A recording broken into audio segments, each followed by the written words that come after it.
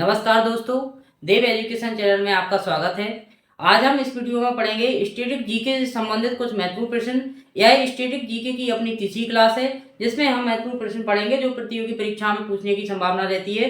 तो आइए हम वीडियो को शुरू करते हैं। पहला क्वेश्चन दिया है अपना, पूर्वगामी का ताजमहल किसे कहा जाता है? पूर्वगामी का ताजमहल किसे कहा जाता है? तो वो कहा जाता है हुमायूं का मकबरा को हम पूर्वगामी का ताजमहल कहते हैं। अब इसमें बात करें कि जो हुमायूं का मकबरा है वो कहाँ स्थित है? वो है दिल्ली में। कहाँ है? दिल्ली में है। अब एक बात उसमें और करना है कि अकबर का मकबरा कहाँ है? आगरा में स्थित है। अब औरंगजेब का जो मकबरा है वो कहाँ है? महाराष्ट्र में है। कहाँ है? महाराष्ट्र में है, खुलदाबाद में। खुलदाबाद में। तो इस प्रकार से हमें करना है कि पूर्वगामी का जो ताजमहल है उसे किसे कहते हैं? हुमायूं का मकबरा को हम पूर्वगामी का ताजमहल कहते हैं। और साथ में हमें ये भी याद करना है कि अकबर का मकबरा कहाँ स्थित है, औरंगजेब का मकबरा कहाँ स्थित है, ये भी हमें याद करके चलना है। अगला क्वेश्चन दिया है, संतोष ट्रॉफी का संबंध किससे है? संतोष ट्रॉफी का संबंध किससे है, यानी किस खेल से संबंधित है? तो वो है अपना किससे? फुटबॉल से है। अब इससे जो खेल दिए गए हैं इसमें हम कुछ फैक्ट याद करते हैं। क्रिकेट में खिलाड़ियों की संख्या कितनी होती है? 11 होती है। और फुटबॉल में भी कितनी होती है? 11 होती है। और वॉलीबॉल में कितनी होती है खिलाड़ियों की संख्या, प्लेयर्स की संख्या? 6 होती है। और टेबल टेनिस में 1 होती है और या 2 होती है। अब इसमें हम याद रखेंगे कि इनके राष्ट्रीय खेल कौन से देश के राष्ट्रीय खेल हैं। क्रिकेट किस देश का राष्ट्रीय खेल है? तो ये है इंग्लैंड का।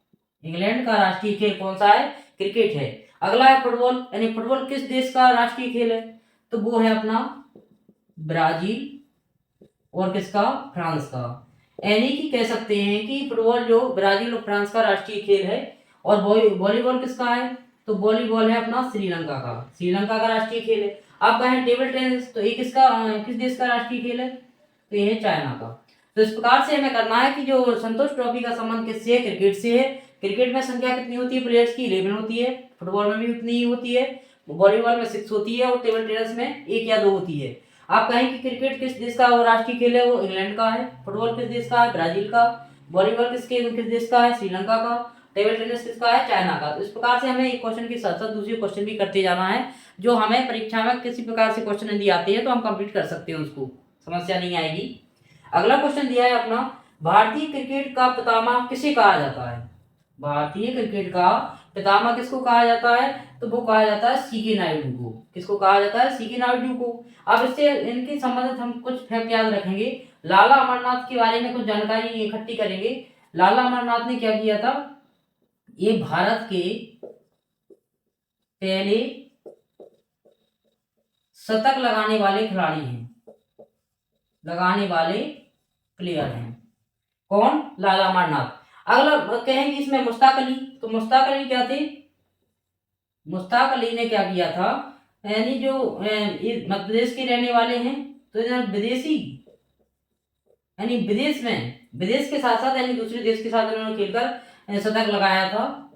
विदेशी धरती पर उन्होंने शतक लगाया था, लेकिन मध्य प्रदेश के बिलोंग करते हैं। अब सीके नायडू के बारे में रखते हैं। एक टेस्ट मैच के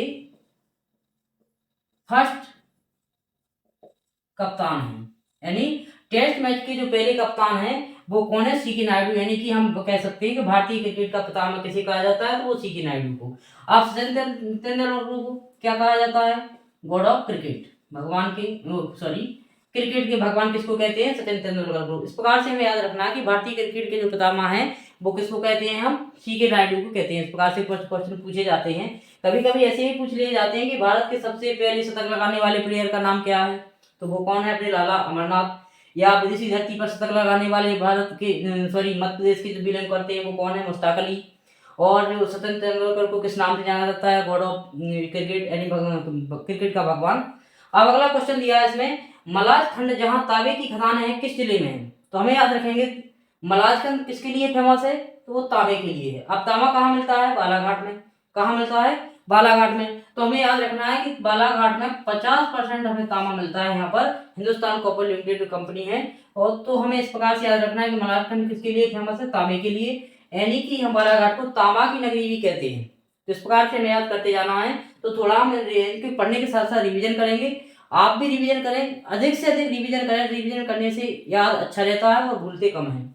जैसे कहें कि पूर्वगामी का ताजमहल किसे कहा जाता है, तो हुमायूं का मकबरा को कहते हैं। संतोष ट्रॉफी का संबंध किसके से है, तो वो फुटबॉल से है। भारतीय क्रिकेट का पितामह किसे कहा जाता है, तो वो कहते हैं सीके नायडू को। और मलाजखंड जहाँ तांबे की खदान है वो किस जिले में है, बालाघाट में, जो मध्य प्रदेश में है। वहां से हम 50% तांबा यानी कॉपर प्राप्त कर सकते हैं। इस प्रकार इन क्वेश्चनों के साथ साथ आप पीडीएफ में हम अदर क्वेश्चन भी कर सकते हैं, तो हमारे टेलीग्राम चैनल पर जुड़े। अगला दिया है अपना, मुद्रा राक्षस किसकी रचना है, तो वो है अपनी विशाखदत्त की। अब विशाखदत्त की रचना कौन है, मुद्रा राक्षस है। अब 12 महीने ने क्या किसकी रचना की, तो वो हमें याद रखना है, 12 महीने की बृहद संहिता। कौन सी, बृहद संहिता। और पंच सिद्धांत का की रचना किसने की, 12 महीने ने। और दंडी ने किसकी रचना की, 10 कुमार चरित्रम, यानी 10 कुमार चरित्रम ने किसकी रचयिता कौन है, दंडी है। 12 महीने बृहद संहिता और पंच सिद्धांत का की रचना की। और मुद्रा राक्षस के लेखक कौन है, यानी कि विशाखदत्त है। पृथ्वी राजरासो के लेखक कौन है, तो पृथ्वी राजरासो के लेखक कौन है, चंद्रबरदाई है। अब हम जयदेव के बारे में याद रखेंगे, इन्होंने किसकी रचना की, गीत गोविंद की। किसकी रचना की, गीत गोविंद की रचना की। अगला कल्लड़ ने किसकी रचना की, राज तरंगणी की रचना की। जो किसके बारे में है, कश्मीर के इतिहास के बारे में है, संस्कृत में है। अगला क्वेश्चन संस्कृत में। अब बाणभट्ट ने क्या की, हर्ष चरितम। ये क्या है, हर्षवर्धन के कवि हैं। इस प्रकार से हमें याद रखना है। अगला क्वेश्चन दिया है, निम्नलिखित में से किस पुस्तक के लेखक पाणिनि हैं, तो पाणिनि किस पुस्तक के लेखक है, वो अष्टाध्यायी है, जो कैसी है, व्याकरण ग्रंथ है। क्या है, व्याकरण ग्रंथ है। अब महाभाष्य की रचना किसने की, पतंजलि ने। अब कुमार संभव की रचना किसने की, तो कालिदास ने। यानी कालिदास के 2 महाकाव्य हैं। कितने महाकाव्य हैं, 2। कौन कौन से, एक तो कुमार संभव और दूसरा रघुवंशम और कुमार संभव किसके 2 महाकाव्य हैं, कालिदास के हैं। अब कहें कि 10 कुमार चरित्रम किसने लिखे, ये दंडी ने, जो हमने इस क्वेश्चन में भी पढ़ा था। अगला दिया है, श्रीमद् भागवत की रचना किसने की, तो आप सबको पता होगा श्रीमद् भागवत की रचना वेदव्यास ने की। अब तुलसीदास के बारे में हम कुछ फैक्ट जानेंगे। तुलसीदास का जो पुराना नाम था, बचपन का नाम था, रामबुला था। इनके गुरु क्या थे, बाबा नरहरि थे। इनके कालिदास के गुरु कौन थे, नरहरि थे। अगला क्वेश्चन दिया है अपना, श्रीमद् भागवत की रचना किसने की, तो वेदव्यास ने की। और तुलसीदास जी के बारे में जानेंगे। तुलसीदास जी का जो बचपन का नाम था रामबुला था। उनके गुरु कौन थे, बाबा नरहरि थे। कालिदास ने 2 महाकाव्य लिखे, रघुवंशम और कुमार संभव। वाल्मीकि ने रामायण की रचना की है। तो इस प्रकार से हमें इन क्वेश्चनों को रिवीजन करना है। जैसे कि इसमें देखें कि मुद्रा राक्षस की रचना जो किसकी रचना है, विशाखदत्त की है।